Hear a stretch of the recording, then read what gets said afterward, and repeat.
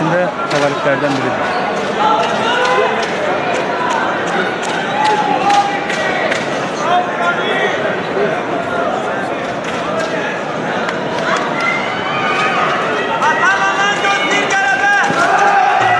Yəni Asimandan qat-qat təcrübəli idmançıdır, qat-qat. İndi bir xal aldı Alman, 2 dəqiqə 22 saniyə qalır.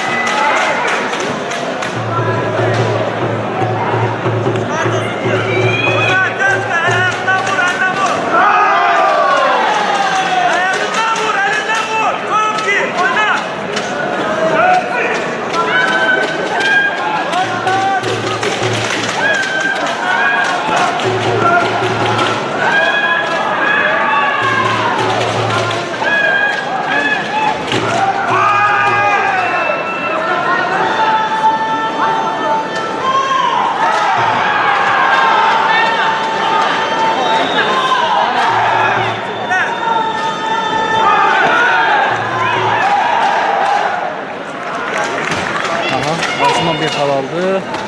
1 dəqiqə 48 saniyə qalıb. Hesab 1-1'dir.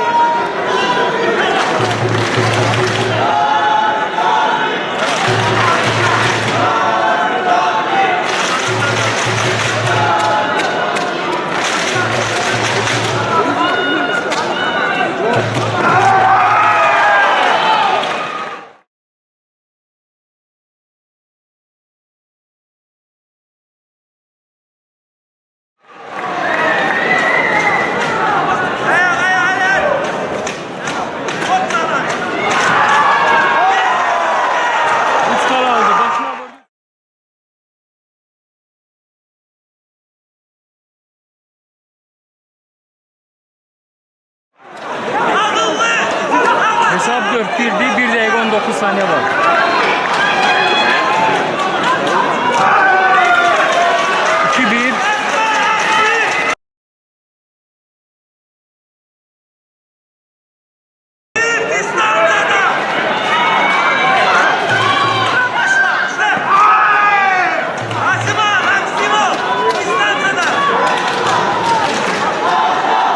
Cərmə xal verdiler Asimana.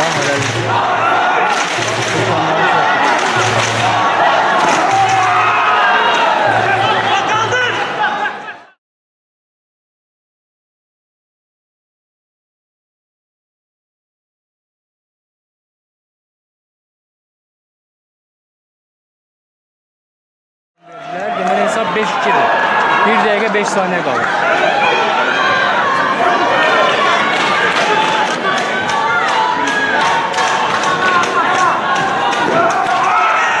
Çox çətin rəqibdir. Həddən artıq çətin rəqibdir. Həm də burada böyük dəstək var ona zalda. Zalda Almanlar çoxdur. Və Avstriyalılar da demək olar ki, Almanlar kimlikdir.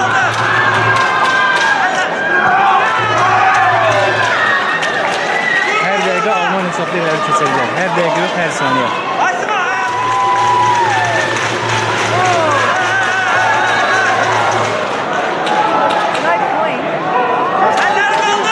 Hesab 5-3'dür. Alman'a xal verdilər. 42 saniyə qalır.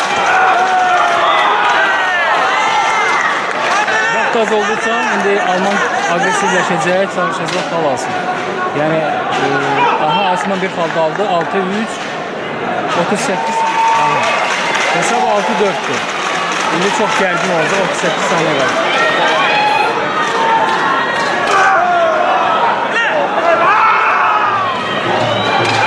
Bir saniye 6-4.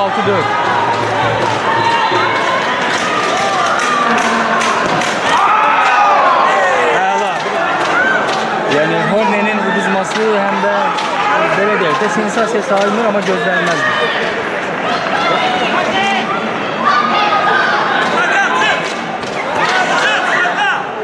15 saniye, 14 saniye, 7-4, 13-12 saniye. 7-4 Asiman'ı kaybederdi, 12 saniye kaldı. Yani hamı çok gergindi. Bu çok vacip tələb.